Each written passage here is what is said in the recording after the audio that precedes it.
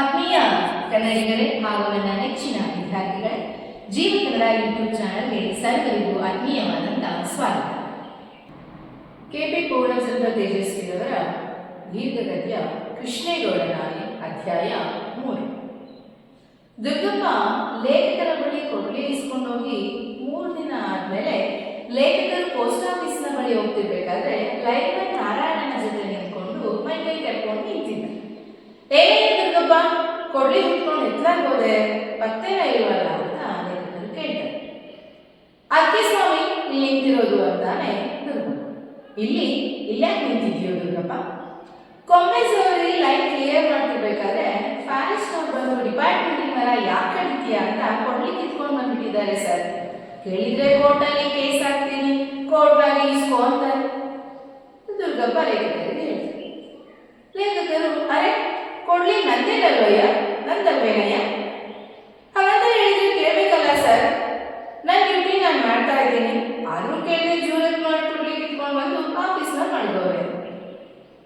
ನನ್ನ ಕೊಡ್ಲಿ ಮೇಲೆ ಅಂದ್ರೆ ಲೇಖಕರ ಕೊಡ್ಲಿ ಮೇಲೆ ಲೇಖಕರಿಗೆ ಅಷ್ಟೊಂದೇನು ವ್ಯಾಮೋಹ ಇರಲಿಲ್ಲ. ಆದ್ರೂ ನ್ಯಾಯ ಮುಖ್ಯ ಅಲ್ವೇ? ಇಂಥ ತರಲೆ ಕೇಸುಗಳ ಜಾಡು ಹಿಡಿದು ವಿಷಯ ತಿಳ್ಕೊಳ್ಳುವ ಕೆಟ್ಟ ಕುತೂಹಲ ಲೇಖಕರಿಗಿರುತ್ತೆ. ಎಷ್ಟೋ ಹಳೆ ಕಥೆಗಳ ಮೂಲ ಈ ಕ್ಷುದ್ರ ಗೋಚರಗಳಲ್ಲೇ ಲೇಖಕರ ಕಥೆಗಳು ಅಡಗಿರ್ತವೆ. ಅದು ಹೇಗೆ ನನ್ನ ಕೊಡ್ಲಿ ತಗೊಂಡು ಬಂದು ಆಫೀಸ್ನಲ್ಲಿ ಮಡಗವ್ರಂತೆ, ಒಂದ್ ಮಾತು ಕೇಳ್ತೀನಿ ಬಾ ಅಂತ ಹೇಳಿ ದುರ್ಗಪ್ಪನನ್ನ ಕರ್ಕೊಂಡು ನಾಗರಾಜನ ಆಫೀಸ್ ಕಡೆಗೆ ಬರ್ತಾರೆ. ಒಳಗೆ ಫಾರೆಸ್ಟರ್ ನಾಗರಾಜ ಪೊಲೀಸ್ ಇನ್ಸ್ಪೆಕ್ಟರ್ ತರ ಡ್ರೆಸ್ ಹಾಕೊಂಡು ಫೈಲ್ಗಳ ರಾಶಿಗಳ ಪಕ್ಕದಲ್ಲಿ ಕೂತಿರ್ತಾನೆ. ಅದೇ ಯೂನಿಫಾರ್ಮ್ ಹಾಕೊಂಡಿದ ತಕ್ಷಣ ಮನುಷ್ಯರ ಗತ್ತೆ ಬದಲಾಗುತ್ತೋ ಏನೋ ಗೊತ್ತಿಲ್ಲ, ವ್ಯಕ್ತಿತ್ವ ಬದಲಾವಣೆ ಆಗುತ್ತೋ ಏನೋ ಗೊತ್ತಿಲ್ಲ, ಒಂದು ವಿಚಿತ್ರ ಗತ್ತಿನಲ್ಲಿ ನಾಗರಾಜ ಕೂತಿರ್ತಾನೆ. ಲೇಖಕರು ಹೋಗಿ ನಾಗರಾಜನನ್ನ ಕೇಳ್ತಾರೆ, ಅಲ್ವೇ ನಾಗರಾಜ್, ನಿಮ್ಮ ಡಿಪಾರ್ಟ್ಮೆಂಟಿನ ಮರ ಕಡಿದೆ, ನೀವು ಅವನ ಮೇಲೆ ಕ್ರಮ ತಗೊಳ್ಳಿ, ಆದ್ರೆ ನನ್ನ ಕೊಡ್ಲಿ ತಗೊಂಡು ಯಾಕೆ ಆಫೀಸ್ನ ಮಡಗಿದ್ದೀರಾ ಅಂತ ಲೇಖಕರು ಕೇಳಿದ್ರು ನಾಗರಾಜನ. ಕುತ್ಕೊಳ್ಳಿ ಎಂದು ತನ್ನ ಎದುರಿನ ಕುರ್ಚಿ ತೋರಿಸ್ತಾ ನಾಗರಾಜ ತನ್ನ ತುತ್ತೂರಿ ಓದೋದಕ್ಕೆ ಬಿಪಿ ಸರಿ ಮಾಡ್ಕೊಂಡು, ವೆಪನ್ ಸರ್, ವೆಪನ್ ನಮಗೆ ಮುಖ್ಯ. ಯಾವುದೇ ಅಪರಾಧ ಮಾಡಿದ್ರು ಅದಕ್ಕೆ ಸಂಬಂಧಿಸಿದ ಆಯುಧ ಮುಖ್ಯ ತಾನೆ. ಕೋರ್ಟಿನ ವ್ಯವಹಾರ ನಮಗೆ ಗೊತ್ತಿಲ್ಲ ಅಂತ ಕಾಣ್ತದೆ. ನಾಳೆ ಕೋರ್ಟ್ನಲ್ಲಿ ಕೇಳ್ತಾರೆ, ಅವನು ಯಾವ್ದ್ರಿಂದ ಮರ ಕಡ್ದ ಅಂತ. ಕತ್ತಿ ಕಡಿದ್ನೋ, ಕೊಡ್ಲಿ ಕಡಿದ್ನೋ, ಗರ್ಭಸ್ಥಲ್ ಕುಡಿದ್ನೋ ಅಂತ. ಆವಾಗ ನಾವು ವೆಪನ್ ಹಾಜರುಪಡಿಸ್ಬೇಕೋ ಬೇಡೋ ಹೇಳಿ? ನೀವ್ಯಾಕೆ ಇಂಥ ಕಾನೂನು ಬಾಹಿರ ಕೇಸಕ್ಕೆ ಕೊಡ್ಲಿ ಕೊಟ್ರಿ? ಒಂದ್ ರೀತಿಯಲ್ಲಿ ನಿಮ್ದು ತಪ್ಪಲ್ವಾ ಅಂತ ನಾಗರಾಜ ಲೇಖಕರನ್ನ ಕೇಳಿದ್ರು. ಅಲ್ಲಿ ಲೈನ್ ಮೇಲೆ ಬಿದ್ದ ಮರದ ಕೊಂಬೆಯನ್ನ ತೆಗೆದಾಕೋದು ಕಾನೂನು ಬಾಹಿರ ಕೆಲಸ ಅಂತ ನಿಮ್ಮ ಮಾತಲ್ಲೇ ಅಪ್ಪ ನಾನು ಕೇಳ್ತಾ ಇರೋದು. ನಿಮ್ಮ ಡಿಪಾರ್ಟ್ಮೆಂಟಿನ ಮರ ಅವರ ಡಿಪಾರ್ಟ್ಮೆಂಟಿನ ಕಂಬದ ಮೇಲೆ ಬಿದ್ರೆ ಅದನ್ನ ತೆಗೆದಾಕಬೇಕು ಬೇಡ, ನೀವೇ ಹೇಳಿ ಅದಕ್ಕೆ ನಾಗರಾಜ ಲೇಖಕರು ಹೇಳ್ತಾರೆ, ನೋಡಿ ಸರ್, ಬೆಳೆದಿರೋದೆಲ್ಲ ಹಾಲು ಅಂತ ನಂಬಿರೋ ನೀವು. ಇದೆಲ್ಲ ನೀವು ಹೇಳ್ತಿರೋ ಅಷ್ಟು ಸಿಂಪಲ್ ಆಗಿಲ್ಲ ಸರ್. ನೀವಾಗಲೇ ಕೇಳ್ತಿರೋದ್ರಿಂದ ವಿಧಿ ಇಲ್ಲದೆ ಹೇಳ್ತೀನಿ ನೋಡ್ರಿ.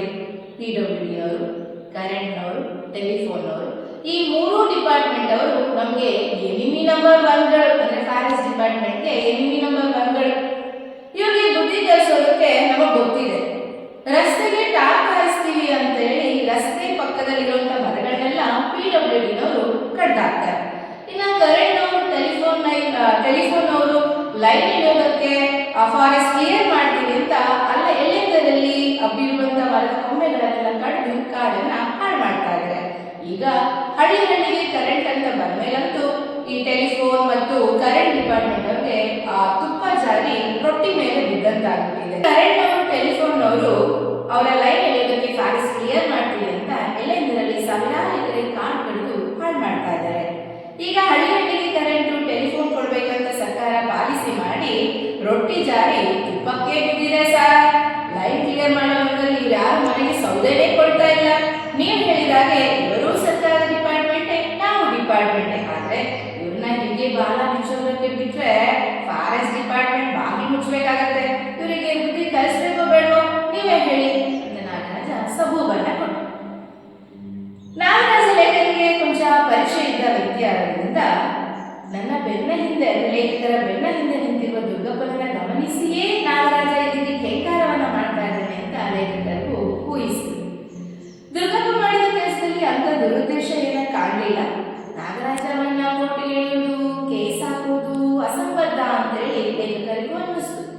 ದುರ್ಗಪ್ಪನಿಗೆ ಗಾಬರಿ ಮಾಡಲು ಆತ ಹೀಗೆ ಮಾತಾಡ್ತಿರ್ಬೇಕು ಅಂತ ಕೂಡ ಲೇಖಕರಿಗೆ ಅನ್ನಿಸ್ತು.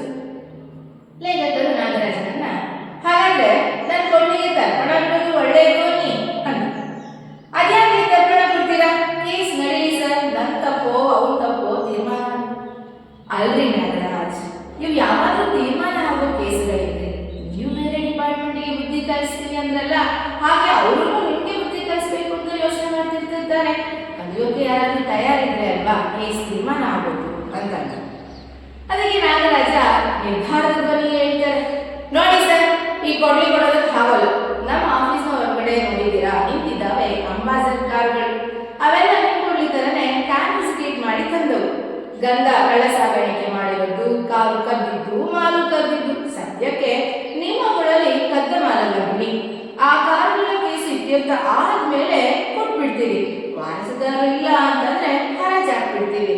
ನಾಗರಾಜ್ ತಾನು ವಶಪಡಿಸಿಕೊಂಡಿದ್ದ ಕಾರುಗಳ ಬಗ್ಗೆ ಲೇಖಕರಿಗೆ ಮಾಹಿತಿಯನ್ನ ಕೊಟ್ಟ. ಈ ಮಲೆನಾಡಿನ ಮಳೆಗೆ ನಿಂತಿದ್ದ ಕಾರುಗಳೆಲ್ಲ ತುಕ್ಕು ಹಿಡಿದು ಉಗುರುತ್ತಾ ಕುಳಿತಿದ್ದವು. ಒಂದು ಕಾರಿನ ಚಕ್ರದ ಮೇಲೆ ಉತ್ತವೇ ಬೆಳೆದಿತ್ತು. ಇನ್ನೊಂದೆರಡರ ಮೇಲೆ ಯಾವುದೋ ಕಾಡು ಬಳ್ಳಿಗಳು ಹಬ್ಬತೊಡಗಿದ್ದವು. ಅವುಗಳ ಸದ್ಯದ ಶೋಚನೀಯ ಪರಿಸ್ಥಿತಿಯನ್ನು ನೋಡಿದ್ರೆ ಆ ಕಾರುಗಳು ಯಾವತ್ತಾದ್ರೂ ರಸ್ತೆಯಲ್ಲಿ ಓಡಾಡಿದ್ವಾ ಅಂತ ಊಹಿಸೋದು ಕೂಡ ಸಾಧ್ಯ ಇರಲಿಲ್ಲ. ಅವುಗಳ ಮೇಲಿನ ಕೇಸು ಇತ್ಯರ್ಥವಾಗುವುದರೊಳಗೆ ಅವುಗಳೆಲ್ಲ ತುಕ್ಕಿನ ಮುದ್ದೆಗಳಾಗಿ ದೃಷ್ಟಿಯವರೆಗೂ ಕೆಲಸಕ್ಕೆ ಬರ್ತಾ ಇರಲಿಲ್ಲ. ಲೇಖಕರು ನೋಡಿ ಆದ್ಮೇಲೆ ನಾಗರಾಜನ್ ಹೇಳ್ತಾರೆ, ಸರಿ ಬಿಡಿ ನಾಗರಾಜ್, ನಾನು ಇನ್ನೊಂದು ಕೊಡ್ಲಿ ತಗೊಳ್ತೇನೆ. ನಾನು ಬಂದಿದ್ದು ಮುಖ್ಯವಾಗಿ ಇಬ್ರು ಸರ್ಕಾರಿ ಇಲಾಖೆಗಳೇ ಆಗಿದ್ದು, ಅದು ಹೇಗೆ ಒಬ್ಬರ ಮೇಲೆ ಒಬ್ರು ಕೇಸ್ ಹಾಕೊಳ್ತೀರಾ ನೋಡೋಣ ಅಂತ. ಕೊಡ್ಲಿ ನೀವು ನಿಧಾನವಾಗಿ ಕೇಸ್ ಇತ್ಯರ್ಥ ಆಗಿ ಇಬ್ಬರಿಗೂ ಬುದ್ಧಿ ಕಲಿಸಿ ಆದ ಮೇಲೆ ಕೊಡಿ ಅಂತ ಅದೇನಿಸ್ತು ಏನೋ ಗೊತ್ತಿಲ್ಲ ನಾಗರಾಜನ್ಗೆ. ಇದ್ದಕ್ಕಿದ್ದಂಗೆ ದುರ್ಗಪ್ಪನ ಕಡೆ ತಿರುಗ್ಬಿಟ್ಟು, ಏನೋ ಮರ ಯಾಕೆ ಕಡಿತೀಯ ಅಂತ ಕೇಳಿದ್ರೆ ಮೇಲ್ನವ್ರನ್ನ ಕೇಳ್ಕೊಳ್ಳಿ ಅಂತ ಉಚಾಯಿಸಿ ಮಾತಾಡ್ತೀಯ. ಕೇಳಿದೆ ಡಿಪಾರ್ಟ್ಮೆಂಟ್ ಮರ ಕಡಿದ್ರೆ ಇನ್ನೊಂದ್ಸಾರಿ ಮತ್ತೇನಿಲ್ಲ, ನಿನ್ನೆ ಲಾಕಪ್ ಹಾಕ್ಸ್ಬಿಡ್ತೀನಿ, ಏನಂತ ತಿಳ್ಕೊಂಡಿದ್ಯಾ ಎಂದು ಕೂಗಿ ಗಾರ್ಡ್ ರಾಮಪ್ಪನಿಗೆ ಇವನ್ನ ಕೊಡ್ಲಿ ಕೊಟ್ಬಿಡು ಅಂತ ಆಜ್ಞೆಯನ್ನ ಮಾಡ್ತಾರೆ. ದುರ್ಗಪ್ಪ ಮತ್ತೆ ತಾನು ಮರ ಕಡ್ದಿಲ್ಲವೆಂದು ಕೃಷ್ಣೇಗೌಡರಾಗಿ ಉಳಿದು ಬೀಳಿಸುತ್ತೆಂದು ಹಳೆಯಪುರವರ ಪುನರಾವರ್ತನೆಯನ್ನ ಮಾಡಿದ. ಅವ್ರು ಹೇಳಿದ್ದನ್ನ ಮತ್ತೆ ಮತ್ತೆ ಹೇಳ್ತಾ ಇರೋದನ್ನ ಕೇಳಿಸ್ಕೊಂಡ ನಾಗರಾಜನ್ಗೆ ರೇಗೋಗ್ಬಿಡ್ತು. ಹಾಗಂತ ಹೇಳ್ತಿಗ ಕೊಡ್ತೀಯ? ಹಾಗಿದ್ರೆ ಹೇಳು, ಅದನ್ನು ಹೇಳ್ಕೊಂಡು ಬಂದು ಅಂಬಾಸಡರ್ ಕಾರಿನ ಜೊತೆ ಕಟ್ಟಾಕಿ ಬರೆ ಹಾಕ್ಬಿಡ್ತೀನಿ. ನಿನ್ನ ಅಧಿಕಾರ ಎನ್ನುವುದು ಬರವಣಿಗೆ ಇರಬೇಕು, ಹಂಗಿದ್ರೆ ಮಾತ್ರ ನಾನು ಆಕ್ಷನ್ ತಗೊಳ್ಳೋದು ಅಂತ ಹುಡುಗ ದುರ್ಗಪ್ಪನ ಮೇಲೆ ನಾಗರಾಜ. ಈ ದುರ್ಗಪ್ಪ ನಾನು ಕಣ್ಣಲ್ಲಿ ನೋಡೋದು ಹೇಗೆ ಹೇಳಿಕೆ ಕೊಡೋದು ಅಂತ ಏನೇನೋ ಗೊಣಗುತ್ತಾ ಗಾರ್ಡ್ ರಾಮಪ್ಪನ ಜೊತೆ ಸ್ಟೋರ್ ರೂಮ್ನ ಕಡೆಗೆ ಕೊಡ್ಲಿ ಇಸ್ಕೊಂಡು ಬರಕ್ಕೆ ಅಂತ ಹೋದ. ಲೇಖಕರಿಗೆ ಅನ್ನಿಸ್ತು, ಆನೆಯನ್ನ ಕಾನ್ಫಿಸ್ಕೇಟ್ ಮಾಡಿ ತರುವುದು ಅಂಬಾಸಡರ್ ಕಾರುಗಳನ್ನ ತಂದಷ್ಟು ಸುಲಭ ಅಲ್ಲ ಅಂತೇಳಿ ಲೇಖಕರು ಅಂದ್ಕೊಂಡ್ರು. ಹೌದು,